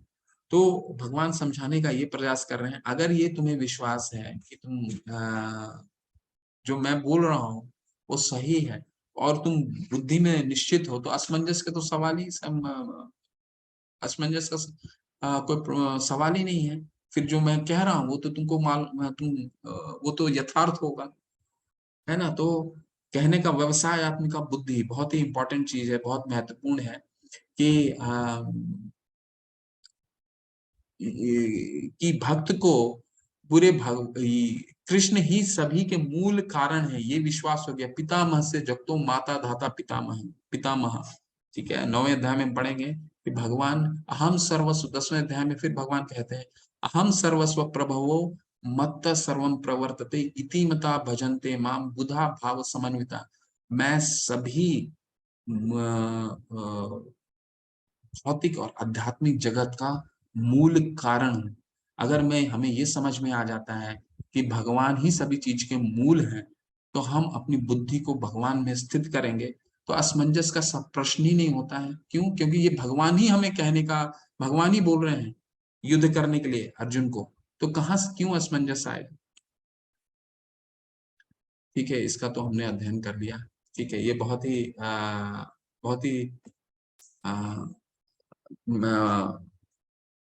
ये श्लोक बहुत ही फेमस श्लोक है। कर्मण्येवाधिकारस्ते मा फलेषु कदाचन मा कर्म फल हेतु भू ते संगोस्त कर्मणि। तुम्हें अपने कर्म यानी कर्तव्य करने का अधिकार है, तुम किंतु कर्म के फलों के तुम अधिकारी नहीं हो। तुम ना तो कभी अपने आप को अपने कर्मों के फलों का कारण मानो, न ही कर्म न करने में कभी आसक्त हो। तो किसी को भी पूछिएगा गीता में क्या ज्ञान देते हैं, तो ये ही बताएगा वो कि भगवान बोलते हैं कर्म कर्म करो, कर्म फल की आशा न करो। पर इसके पीछे क्या कारण है, ये किसी को, ये ज्ञान हमें तब होता है जब हम पूरे शास्त्र पढ़ते हैं, जब भगवान इसके पीछे का कारण बताते हैं। भगवान क्या बता रहे हैं कि तुमको तो तुम कर्म कर सकते हो। 18वें अध्याय में पूरा इस विषय को तोड़ देंगे भगवान, पूरा विच्छेद कर देंगे कि कर्म जो है, ये कर्म का जो फल है वो 5 चीजों पे डिपेंड करता है। 5 चीजों में, आज मैं नहीं बताऊंगा उसको, 5 चीजों पे डिपेंड करता है। और उसमें से हम सिर्फ एक चीज पे या 2 चीज पे हमारा कंट्रोल है, बाकी किसी चीज पे कंट्रोल नहीं है हमारा। तो वो हम 18 अध्याय में पढ़ेंगे। लेकिन हम क्या करते हैं, हम अपने आप को ही सारे फल का कारण मानने लग जाते हैं, इसलिए इतनी विचलित आता है, स्ट्रेस आता है, डिप्रेशन आता है। कई छात्र कई गलत स्टेप उठा लेते हैं जब उनको परीक्षाओं में सफलता नहीं मिलती है। क्यों? क्योंकि अपने आप को कारण मान लेते हैं। ठीक है, भगवान यहाँ क्या बता रहे हैं कि तुम कर्म करो, फल की आशा मत करो। क्यों? क्योंकि वो तुम्हारे हाथ में नहीं है। फल कौन है? फल किसके हाथ में है? भोक्ताराम यक तपसाम सर्वलोक महेश्वरम। मात्र भगवान ही सभी फलों के भोक्ता हैं और कोई नहीं है। हम तो भगवान के दास हैं। ठीक है, तो हम फल के भोक्ता हो ही नहीं सकते। भगवान का आशीर्वाद होगा तभी हमें वो फल प्राप्ति होगी, नहीं तो नहीं होगा। श्री भगवान उवाच प्रजाहति यदा कर्मान् सर्वन् पार्थ मनोगतान् आत्मनैवात्मना तुष्टं स्थित प्रज्ञस्त दो यचते। श्री भगवान ने कहा, है पार्थ, जब मनुष्य मनोधर्म से उत्पन्न होने वाली इंद्रिय तृप्ति की समस्त कामनाओं को परित्याग कर देता है और जब इस तरह से विशुद्ध हुआ, उसका मन आत्मा से संतोष प्राप्त करता है, तो वो विशुद्ध दिव्य चेतना को प्राप्त कहा जाता है। ठीक है, तो एक यहाँ पे बहुत ही इंपॉर्टेंट कॉन्सेप्ट, बहुत ही महत्वपूर्ण कॉन्सेप्ट को भगवान इंट्रोड्यूस कर रहे हैं, वो है स्थिर बुद्धि। पहले तो उन्होंने क्या बोला, व्यवसायत्मिका बुद्धि एकेह कुरु नंदना। यानी अगर तुम्हें ये पता चल गया कि मैं ही सभी का मूल कारण हूं, तो अपनी बुद्धि को स्थिर करना सीखो।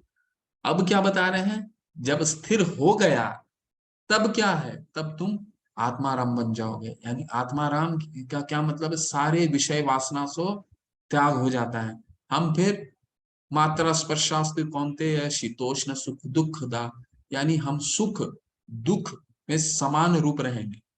जैसे भगवान बताते हैं मात्र स्पर्शास्तु कौन्तेय शीतोष्ण सुख दुख दा आगमा पायो नित्या तांसथे भजा में। यानी जिस तरह मौसम आते जाते हैं, सर्दी गर्मी आती है, उसी तरह सुख और दुख आएंगे। ऐसा नहीं कि भक्त को दुख नहीं है, गर्मी 45 डिग्री का गर्मी है, भक्त को 45 डिग्री का गर्मी नहीं लग रहा है, उसको भी लग रहा है, लेकिन उसको महसूस नहीं हो रहा है। क्यों? क्योंकि वह आत्माराम बन गया है, भगवान का भक्त बन गया है। उसे तो भगवान का मंदिर जाना है दर्शन करने के लिए, तो धूप में भी जा रहा है कि नहीं, ये उसको वो चीजें जो है इससे ऊपर उठ चुका है। वो स्थिति क्या है? स्थित प्रज्ञ उसको बोलते हैं। ठीक है। अब जैसे प्रहलाद महाराज है, ये जो आप चित्र में देख रहे हैं, पहला प्रहलाद महाराज है। अब ये इनकी कथा और भी बताएंगे आपको। प्रहलाद महाराज जो है, इनके पिता हिरण्यकशिपु ये बताते थे, ये जो ये असुर थे, और ये असुर पुत्र होने के बाद भी नारायण के बहुत बड़े भक्त थे। तो जब ये शिक्षा ग्रहण गुरुकुल से वापस आते हैं प्रहलाद महाराज, क्योंकि नारद के शिष्य थे, तो जब गुरुकुल से वापस आते हैं तो इनके पिता पूछते हैं, अच्छा बताओ भगवान कौन है? क्योंकि वो तो चाह रहा था, क्योंकि असुर को तो मालूम, आपको तो मालूम है, असुर तो चाहता है कि वो स्वयं को ही भगवान मानता है। जैसे रावण तो क्या करना चाह रहा था कि वो सीढ़ी बनाना चाह रहा था कि यहीं से मैं स्वर्ग चला जाऊं। ठीक है। तो वो असुर जो है वो तो स्वयं को ही भगवान मानता है, तो वो ये अपेक्षा कर रहा था कि जो पुत्र है उसका, वो भगवान को, ये अपने पिता को भगवान मानेगा। लेकिन के प्रहलाद महाराज ने क्या बोला? प्रहलाद महाराज ने बोला नारायण भगवान है। ठीक है। तो उनके जो पिता हैं, उनके सबसे बड़े दुश्मन बने, और उनके कई उनपे प्रताड़ना की उन्होंने। विष सांपों के बीच में फेंका, पहाड़ से गिरा दिया, उनकी बहन को उनको बोल करके जलाने का प्रयास किया। पर क्या थे? प्रहलाद महाराज तो भगवान के भक्त थे, कुछ नहीं, वो स्थित प्रज्ञ थे। स्थित प्रज्ञ क्या मतलब? उन इनसे परे हो गया, तो उनको ये सब चीज नहीं इफेक्ट कर रहा था। वो स्थित प्रज्ञ स्थिति है। जैसे ये उनकी जो बहन थी होलिका जो थी, उनको मारने का प्रयास की, लेकिन क्या हुआ? अंत में वो स्वयं जल गई, बट महाराज प्रहलाद महाराज निकल गए। प्रभुपाद जी 70 साल की उम्र में भी 40 रुपए लेकर के गए, और जब 5वें फ्लोर पे, जैसे कल मैंने आप बताया था, आ, पूरे ठंडे में, अमेरिका में ठंडे में थे, फिर भी उनको स्थित प्रज्ञ हो चुके थे। भगवान के आत्माराम शीतोष्ण सुख दुखदा, यानी ये गर्मी सर्दी ठंडा बारिश से परे हो गए थे। ठीक है। क्योंकि उनका मुख्य जीवन का मुख्य उद्देश्य क्या था? अपने गुरु की आज्ञा को पालन करना और लोगों को भगवान से जोड़ना। तो उसी में वो दृढ़ थे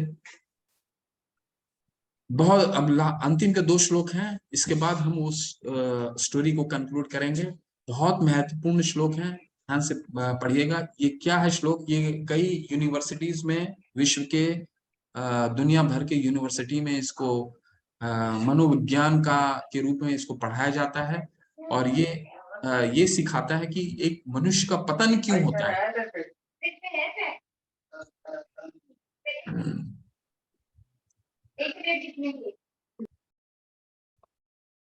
एक मनुष्य का पतन क्यों होता है, हम क्यों गिरते हैं। ठीक है, पढ़ते हैं, चलिए। आयतो विषया पुंसा संगस्ते उपजायते संगास्तु पुजायते कामा कामा क्रोध अभिजायते क्रोधात् भवति सम्मोह सम्मोहात् स्मृति विभ्रम स्मृति भ्रंशात् बुद्धिनाशो बुद्धिनाशा प्रणश्यति। तो इसको बहुत इंपॉर्टेंट श्लोक है, पहले हम पढ़ लेते हैं, इसको फिर आपको समझाएंगे। इंद्र विषयों का चिंतन करते हुए मनुष्य, आप लोग बने रहिएगा। हाँ, क्योंकि ये अध्याय थोड़ा लंबा है, 5 मिनट और लगेंगे इसको कंक्लूड करें, 5 से 10 मिनट। इंद्र विषयों का चिंतन करते हुए मनुष्य को कि उनमें आसक्ति उत्पन्न हो जाती है और ऐसी आसक्ति से काम उत्पन्न होता है। ये 8 चरण बता रहे हैं हमारा पतन क्यों होता है, एक मनुष्य का पतन क्यों होता है। और फिर काम से क्रोध प्रकट होता है, क्रोध से पूर्ण भ्रम उत्पन्न होता है, भ्रम से स्मृति, स्मृति हतप्रभ है जो तो बुद्धि खो जाती है, और जब बुद्धि खो जाती है तो भौतिक पुल में फिर से हम गिर जाते हैं। इसको आप कंफ्यूज हो गए होंगे क्या पढ़े अभी तक, ठीक है, तो इसको आराम से पढ़ते हैं। देखिए, इससे पढ़ने का समझने का प्रयास करते हैं। देखिए हमारा पतन कैसे होता है।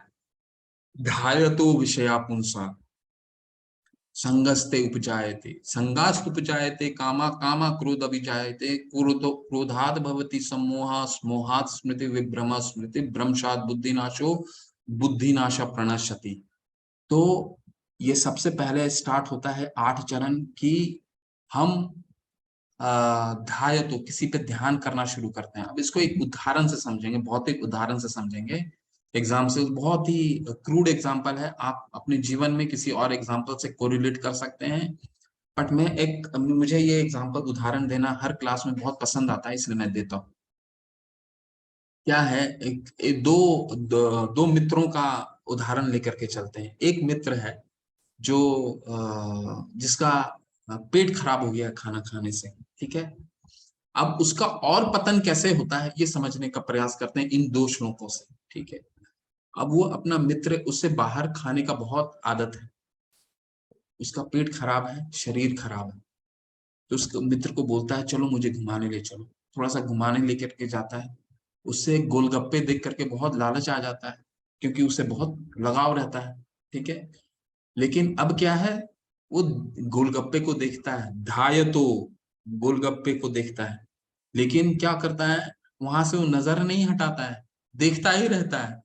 आय तो विषयापुंसा, विषय वस्तु को बार बार देखता रहता है, ठीक है। इसके बाद क्या होता है, लस्ट उत्पन्न होता है। ध्याय तो विषयापुंसा संगस्ते उपजायते, संगास्त उपजायते कामा, यानी उसको देखते देखते देखते उसको खाने की इच्छा प्रबल होने लगती है, काम उत्पन्न होता है, लस्ट उत्पन्न होता है, ठीक है, काम उत्पन्न होता है। इसके बाद फिर वो क्या करता है, अभी 2 पॉइंट आ गए हैं। पहला, ध्याय तो उसको बार बार देखा, बार बार देखने के बाद क्या हुआ, ध्याय तो विषयापुंसा, उस पे आसक्ति आ गई, गोलगप्पे पे आसक्ति आ गई। इसके बाद क्या हुआ, उस पे खाने की इच्छा प्रबल हो गई, तीसरा स्टेप आ गया। चौथा क्या हो गया, मित्र को वो बोलता है कि चलो मुझे गोलगप्पे खिलाओ। मित्र क्या बोलता है, नहीं तुम्हारा पेट खराब है, तुमको गोलगप्पे नहीं खिलाना है मुझे। क्या करता है, गुस्सा हो जाता है, क्रोधात भवति सम्मोहा, ठीक है। जब काम उसको वो चीजें पूरी नहीं होती हैं तो वो क्या करता है, वो गुस्सा हो जाता है, क्रोध आ जाता है। क्रोधात भवति सम्मोहा, फिर वो सम्मोहित हो जाता है, मुझे तो खाना ही है वो गोलगप्पे। सम्मोहात स्मृति विभ्रमा, जब वो सम्मोहित हो जाता है तो बुद्धि नाश हो जाता है, अपनी दोस्त का एक बात भी नहीं सुनता। स्मोहात, जब बुद्धि भ्रम हो जाती है तो हमारा बुद्धि जब नाश होता है, स्मोहात स्मृति विभ्रमा, स्मृति भ्रम, बुद्धि नाशो, बुद्धि नाश अपनश्यति, फिर क्या करता है वो, फिर गोलगप्पे जाकर के खा लेता है।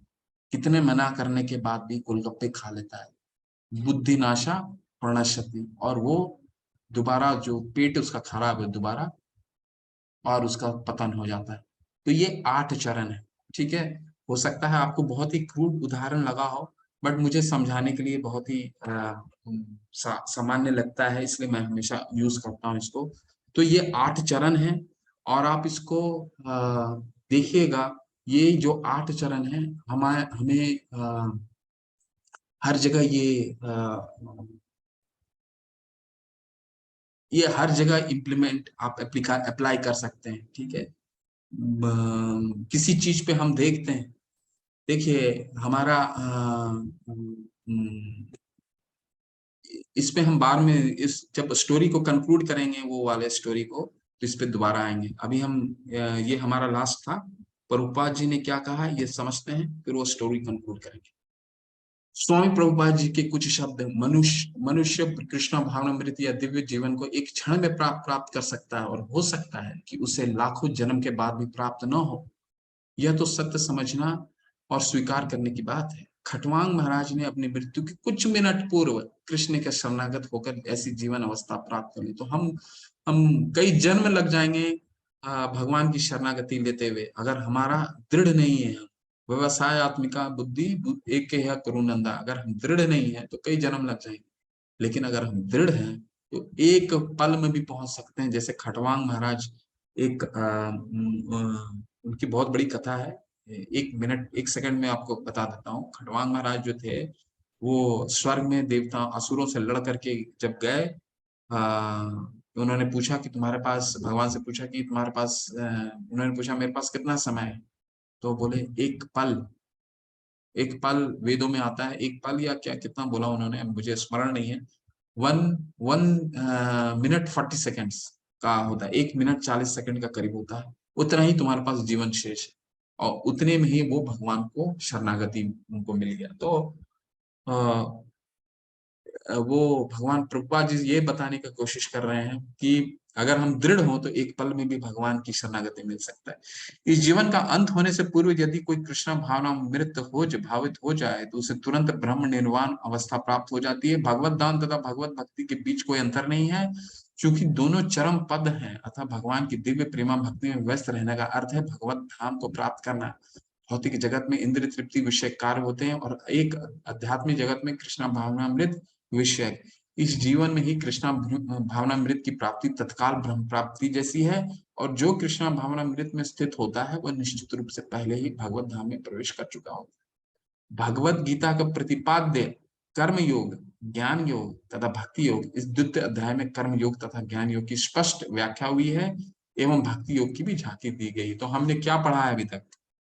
इस पूरे गीता में हमने 3 कर्म योग, ज्ञान योग और भक्ति योग। भक्ति योग कब आया?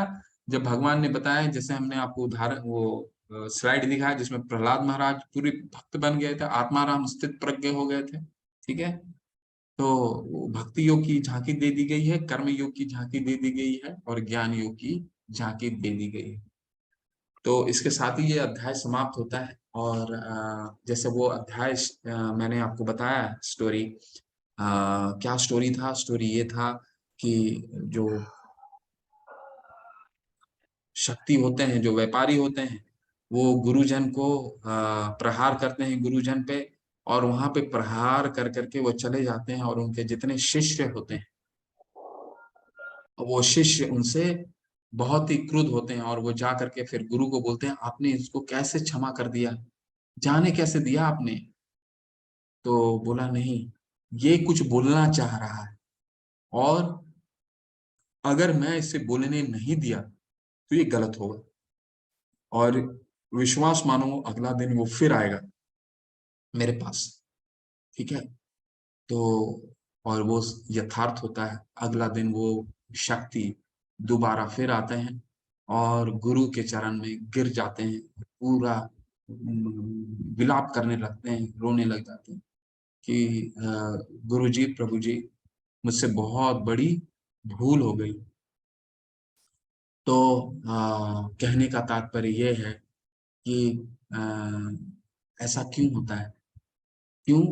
क्योंकि वो क्या कर रहा था, वो हम अपने पूरे जीवन में फिर गुरु उनको समझाते हैं, तो गुरु उनको बोलते हैं, गुरु वो उनसे बोलते हैं कि किस चीज की माफी मांग रहे हो तुम?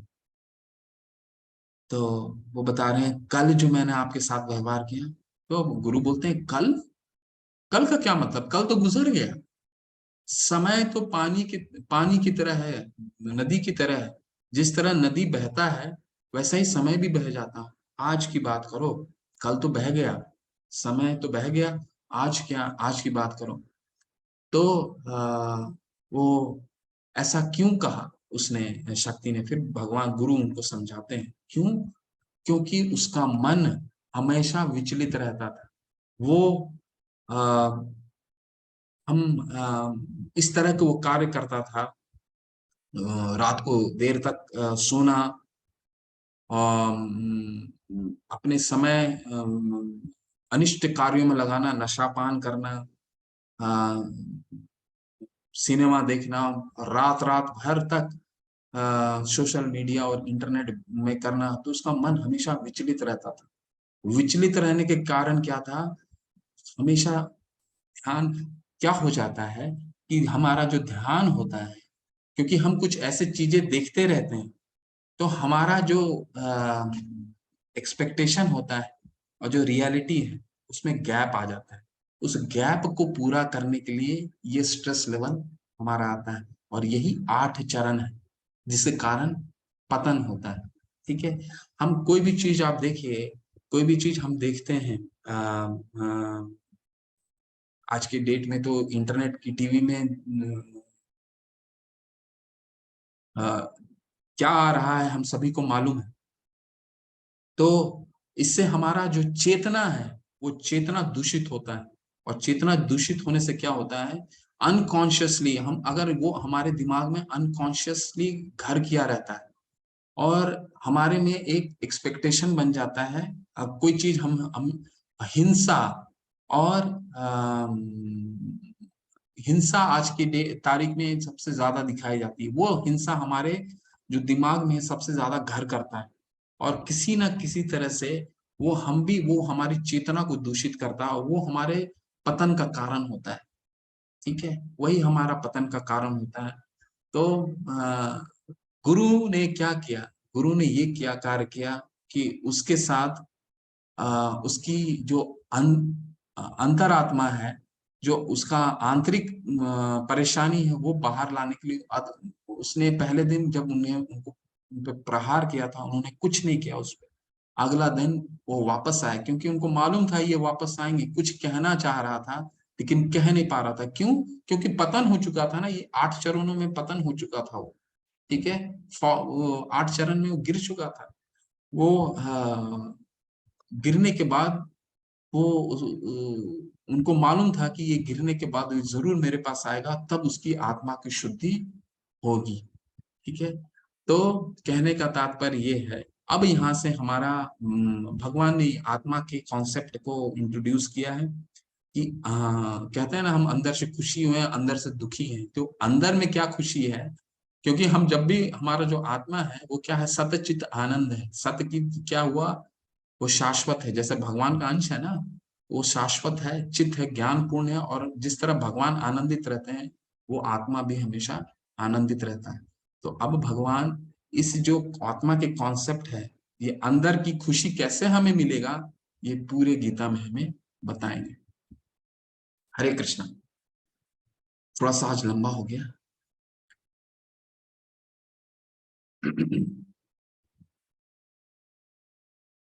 कोई आपके प्रश्न है तो आप प्रश्न कर सकते हैं, चैट बॉक्स में डाल सकते हैं।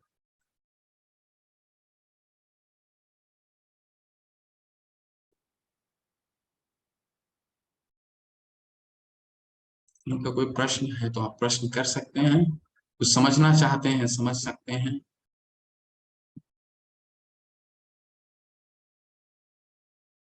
आ जाएगा माता जी, विनी माता जी, प्रभु जी डे 1 का क्विज कब तक आएगा? आ जाएगा, जल्दी आ जाएगा। आपको प्रभु भेज देंगे, विशाल प्रभु भेज देंगे, आ जाएगा, 1-2 दिन के अंदर ही आ जाएगा। अध्ययन कीजिए, पीडीएफ का अध्ययन कीजिए, जो भी पीडीएफ दिया जा रहा है उसको अध्ययन करने का प्रयास कीजिए, है ना। तो अगर हम अध्ययन करेंगे, थोड़ा सा भी अध्ययन करेंगे, तो हमें विषय को समझने में अगर हम थोड़ा सा भी पढ़ के आते हैं तो विषय को समझने में आसानी हुई है, और कथाओं के साथ जोड़ने का प्रयास करेंगे।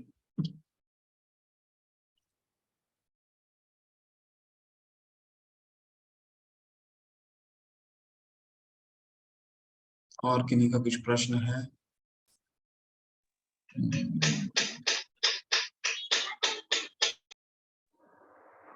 कशिश प्रभु जी जी। हरे कृष्णा हरे कृष्णा। हरे कृष्ण माता जी जी, बताइए प्लीज। मैं ये जानना चाहती थी कि अर्जुन जी के पास तो श्री कृष्णा थे गुरु के रूप में, वो उन्हें सलाह दे रहे थे, समझा रहे थे, लेकिन हमारे पास तो कोई नहीं है ऐसा। तो हमें कैसे पता चलेगा कि क्या सही है क्या गलत है, क्योंकि सभी लोगों के पास गुरु नहीं होते हैं। गुरु ढूंढना पड़ेगा माता जी। कैसे गुरु मिलेंगे? हम चौथे अध्याय में उसका ज्ञान प्राप्त करेंगे। तद विद्धि प्रणिपातेन परिप्रश्नेन सेवया उपदेशन्ति ते ज्ञानम ज्ञानिनः तत्वदर्शिनः। तो गुरु हमें पहचानना पड़ेगा। पहले तो क्या होता है कि हमें बिना ज्ञान के हम किसी को भी गुरु मान लेते हैं। और जब हमारा, क्योंकि भगवान बताएंगे, कल के अध्याय में बताएंगे या परसों के अध्याय में बताएंगे, तीसरे अध्याय में बताएंगे, हाँ, कि मिथ्याचारी होते हैं, कई लोग मिथ्याचारी होते हैं जिनके जिसके जिसके कारण हमारा कभी कभी कॉन्फिडेंस गड़बड़ हो जाता है। तो हमें पहले शास्त्र का अध्ययन करना होगा माता जी, ठीक है। जिस माध्यम से हमें शास्त्र मिल रहा है, शास्त्र को अध्ययन करना होगा और गुरु को पहचानना होगा। और गुरु कौन होते हैं पहले तो ये जानना होगा। फिर गुरु हमें मिलेंगे। जब हम भगवान की भक्ति करते हैं माता, तो जी, भगवान कहते हैं ददामी बुद्धि योगम तम, भगवान खुद ही बुद्धि दे देते हैं। ठीक है, आज समझिए हमें लिंक कैसे मिल गया। हमें कहीं ना कहीं भगवान के बारे में जानने का प्रयास, जानने हम चाह रहे थे, कहीं ना कहीं से लिंक आ गया। जी, मेरे साथ तो ऐसा हुआ था, बहुत साल पहले की बात है। तो मेरे साथ ऐसा हुआ था, जी, आप सभी के साथ का ये एक्सपीरियंस होगा। आप भगवान के बारे में कहीं ना कहीं कुछ जानना चाहते होंगे, कुछ समझना चाहते होंगे, अचानक ये लिंक आ गया। उसी तरह से ये गुरु भी भगवान देंगे, लेकिन हमें भगवान के प्रति दृढ़ व्यवसाय आत्मिका बुद्धि एक कुरु नंदनाय, हमें थोड़ा थोड़ा थोड़ा दृढ़ता के साथ भगवान की तरफ कदम बढ़ाना होगा। तब भगवान हमें गुरु भी देंगे। और जब गुरु देंगे तो हमें पहचानना पड़ेगा कि गुरु सही है, नहीं है। गुरु को पहचानने का क्या तरीका है, वो भी हम इस पे थोड़ा थोड़ा सा अध्ययन करेंगे। जैसे जैसे आप शास्त्र अध्ययन करते जाएंगे माता जी, आपको सब मिलेगा। आप बस पेशेंटली सुनते रहिए गीता को, आपके गुरु भी जी। मिलेंगे, सब मिलेंगे। मुझे उसकी बहुत ज़रूरत है।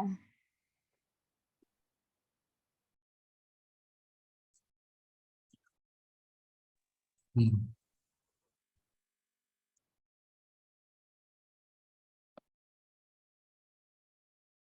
और किन्हीं का कोई प्रश्न है या कोई कुछ पूछना चाहते हैं, मैसेज है? हम्म, वल्लभा माता जी, अ, श्याम, इस दिन बैच इस जीवन में की गई अनजाने में की गलतियां कैसे पछताप करें, भगवान की महामंत्र की इस iPhone, is there any batch hosted by Shyama Vallabha Mata जी? हाँ प्रभु जी, या माता आप अपना नाम लिखिए। तो शायद गीता का वो चैतन्य चरितामृत करवा रही हैं प्रभु जी। तो आप उनका चैतन्य चरितामृत 7 बजे की उनकी क्लास होती है, आप वो अटेंड कर सकते हैं। गीता मुझे ज्ञात नहीं है, शायद करवाती हूँ, मैं जान करके आपको बताऊंगा। 18 दिन की तो नहीं कराती है, शायद आगे की कोई लेवल कराती होंगी। और किन्हीं का क्या प्रश्न है? साक्षी मेहरा माता जी, इस जीवन में की गई जाने अनजाने में की गई गलतियां को कैसे पश्चाताप करें? कल तो बताया था माता जी, ये ब्रह्मा जी से नारद जी पूछने जाते हैं कि ये कलयुग में पश्चाताप करने का क्या तरीका है। ब्रह्मा जी अपने पुत्र को बताते हैं, इति षोडशकम नाम नाम कली कलेशनम नाशनम नत्तो परतो रूपाय सर्व वेदेषु दृश्यते। इति षोडशकम नाम नाम, ये 16 शब्द का जो मंत्र है, महामंत्र इति षोडशकम, 16 वर्ड्स। इति षोडशकम नाम नाम कली कलेशनम नाशनम, सभी कली का नाश कर देता है। ठीक है, कली का नाश कर देता है। नत्तो परतो उपाय, और कोई उपाय नहीं है। क्या, क्यों नहीं उपाय है? ब्रह्मा जी बोल रहे हैं, सर्व वेदेषु दृश्यते, मैंने सारा वेद छान मारा है। ये 16 महामंत्र के अलावा और कोई चारा नहीं। तो भगवान की महामंत्र माला शुरू कीजिए करना, हरे कृष्ण महामंत्र शुरू कीजिए। कल अगर सेशन होता तो कल मैं बताऊंगा, शायद स्लाइड में ही आएगा कि महामंत्र अगर आप लोगों में से बहुत लोग करना चाहते हैं, कर रहे होंगे, बहुत अच्छी बात है। कल बात करेंगे उस पे। और भगवान का नाम लीजिए, सुबह उठिए भगवान का नाम लेना शुरू कीजिए। बहुत ही पावरफुल मंत्र है और आप 6 महीना करके देखिए। आप में ये बदलाव खुद ही महसूस होगा। सारे आपके पाप धुल जाएंगे माता जी। समृद्धि माता जी प्लीज बोलिए। हरे कृष्ण। हरे कृष्णा प्रभु जी। प्रभु जी मुझे ये पूछना था कि जो ये इच्छाएं होती हैं वो हमारे शरीर की होती हैं या आत्मा की होती हैं, और जब हम शरीर से आगते हैं तो वो आत्मा के साथ आगे जाती हैं जो हमारी इच्छा होती है, या वो खत्म शरीर हो की जाती है? इच्छाएं तो हमेशा शरीर की होती है माता जी, आत्मा तो शाश्वत है। इच्छाएं हमारा, हम पढ़ेंगे इसमें, आप बने रहिए, पढ़ेंगे। 5 इंद्रियां होते हैं हमारे, इच्छाएं बस ये इंद्रिय की होती है। शरीर, हम जो भी कर रहे हैं वो शारीरिक रूप से कर रहे हैं। हमारी जो इच्छाएं होती हैं शारीरिक होती हैं, सारी शारीरिक है।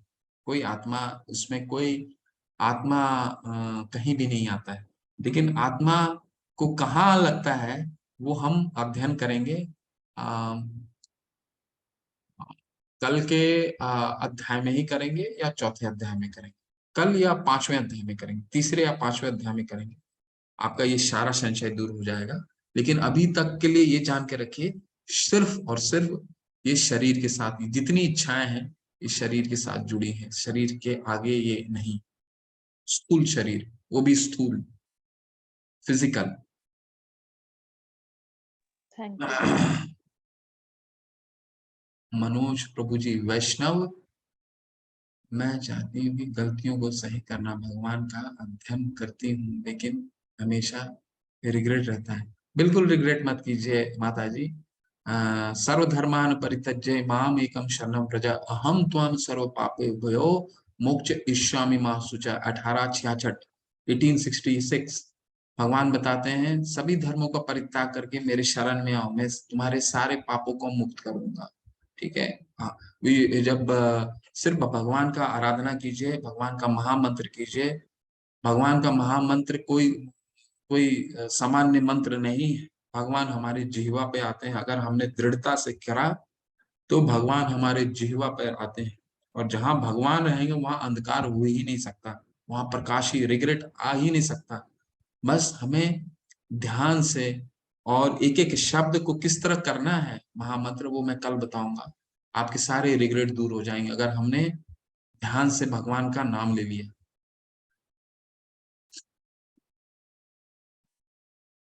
है ना। क्या है मनोज खोरा, प्रभु जी वैष्णव मंत्र क्या है? वांछा कल्पतरुभ्यश्च कृपा सिंधु पतिता नाम पावने भयो वैष्णवे भयो नमो नमः। आप लोग सारे वैष्णव हैं। वैष्णव कौन है? वैष्णव वो है जिसने एक बार भी भगवान का नाम ले लिया। हरे कृष्णा कृष्णा कृष्णा हरे हरे, हरे राम राम राम हरे हरे। आप वैष्णव बन गए, है ना। तो आप ये महामंत्र, ये वैष्णवों का प्रणाम मंत्र है। वांछा कल्पतरुभ्यश्च कृपा सिंधुभ्येव च।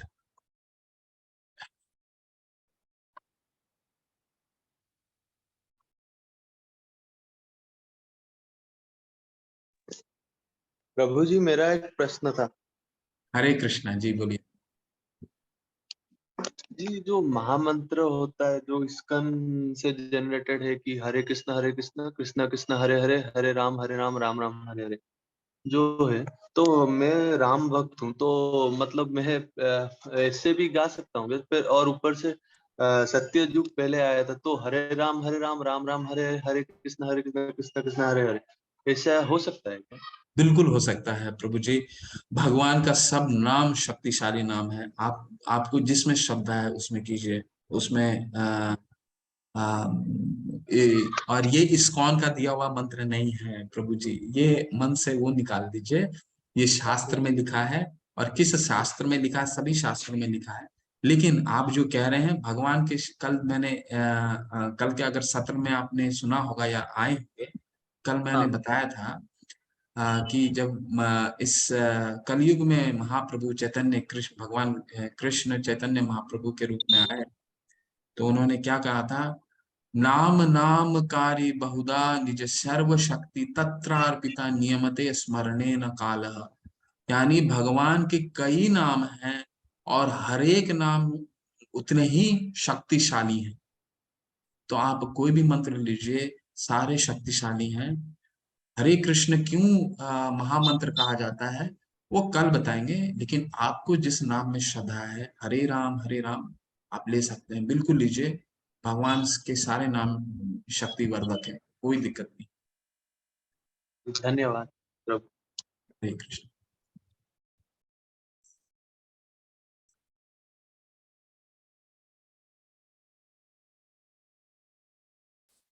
देवशीष जो जो प्रश्न करते हैं वो थोड़ा सा मुझे हो सकता है चैट में समय लगता हो, तो जो प्रश्न करते हैं वो रहें प्लीज, और जिनको जाना है वो जा सकते हैं।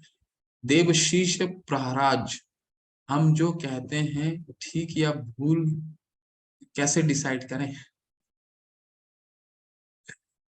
हम जो करते हैं वो ठीक है या भूल, हम कैसे डिसाइड करें?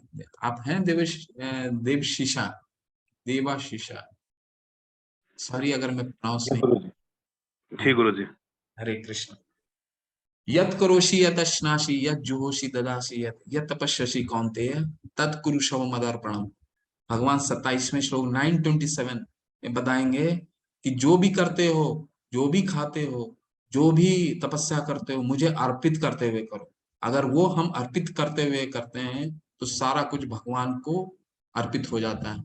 तो ऐसा कोई भी कार्य अगर हम भगवान को अर्पित करते हुए करें तो वो फिर उसके कर्ता भगवान हो जाते हैं। वो सारा अच्छा हो जाए, वो सारा भगवान के लिए कार्य हो जाता है। ठीक है, तो कैसे करना है हमें आज आज आज आज सोचने में बहुत मुश्किल हो रहा कि हम जो भी काम कर रहे हैं भगवान को कैसे अर्पित कर सकते हैं। तो इसका प्रैक्टिकल एप्लीकेशन आपको कर्म योग जो कल से हम पढ़ेंगे कर्म योग, तो समझाने का प्रयास करेंगे। लेकिन कोई भी कर्म हमें करना है, ये हमें ये समझ के करना है कि इसके भोक्ता जो है वो भगवान है। अगर हम सैलरी कमाते हैं तो सैलरी का, क्योंकि हम भगवान के आशीर्वाद से ही हमें ये सैलरी भी मिलता है, भगवान के आशीर्वाद से ही हमारी सांस है, भगवान के आशीर्वाद से हमें एक घर मिला है, हमें ऐसे समझना है। तो सबसे हमारे प्रभु कौन है? हम तो क्या है, हम दास हैं। हमारा स्वरूप क्या है? जीवेर स्वरूप है कृष्णेर नित्य दास। हमारा स्वरूप क्या है? भगवान का दास। तो हम भगवान के सर्वेंट हैं, हम दास हैं भगवान के। तो हमें सबसे पहले कमा के लाना है। तो जिस तरह हम अपने भौतिक जीवन में अपने माता पिता को देते हैं, सबसे प्रथम हमारे पिता कौन है? हमारे सबों के पिता कौन है? हमारे भगवान। तो उनको पहले दीजिए, फिर अपने लिए यूज कीजिए। अगर कोई व्यापार में है तो व्यापार में उनको उस व्यापार के लिए मालिक बनाइए। ठीक है, अगर कोई बहुत बुद्धिजीवी है, कोई चिकित्सा है, मेडिकल साइंस में है, कोई कहीं में है, तो अपना जो भी सफलता पाते हैं आप भगवान को अर्पित कीजिए, ह्यूमिलिटी के साथ अर्पित कीजिए कि नहीं ये भगवान का आशीर्वाद है तब मुझे मेरे मेरे मैं ऐसा कर पा रहा हूँ। ठीक है, तो इसको हम पढ़ेंगे, प्रैक्टिकल एप्लीकेशन कैसे करना है ये कल से लेकर के 5वें अध्याय तक हम इसका अध्ययन करेंगे। ठीक है,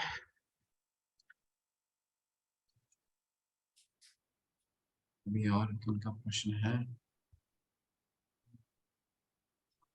ठीक है, ये लास्ट प्रश्न लेते हैं, इसके बाद कोई प्रश्न रह जाता है आप नोट करके रखिए, कल सभी प्रश्नों का उत्तर देंगे। जुगल प्रभु जी के thank you Prabhu ji for clearing my doubt.